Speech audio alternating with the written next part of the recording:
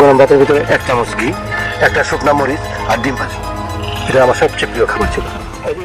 দুদিন আগেই শাওনের গ্রেফতার হওয়া নিয়ে যারা মায়া কান্না কাঁদলো তারাই কিনা আজ শাওনের বিরুদ্ধে সংবাদ প্রচার করছে। ক্যান্সারে নয়, শাওনের গাফিলতিতেই হুমায়ুন আহমেদের মৃত্যু, এমন শিরোনামে সংবাদ প্রচার করেছে জি 24 ঘন্টা। তবে কি এবার স্বামীর মৃত্যুর অভিযোগেই ফেঁসে যাচ্ছেন শাওন?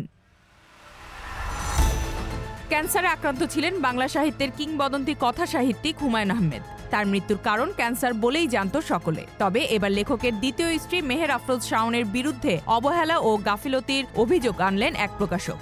সম্প্রতি এক লাইভ আলোচনায় তিনি এমন মন্তব্য করেন। প্রকাশক বিশ্বজিৎ সাহা, যিনি হুমায়ুন আহমেদের শেষ দিনগুলোতে তার সঙ্গী এবং যুক্তরাষ্ট্রে তার স্থানীয় অভিভাবক ছিলেন, তিনি বলেন, চিকিৎসকদের মতে হুমায়ুন আহমেদের ক্যান্সার 100% নিরাময় সম্ভব ছিল। তার 7টি কেমো শেষ হওয়ার পর শারীরিক অবস্থার উন্নতি হচ্ছিল, তাই তার অপারেশন হয়। অপারেশনের পর হাসপাতালে থাকার প্রয়োজন থাকলেও তাকে আগেভাগে ছাড়িয়ে আনা হয়।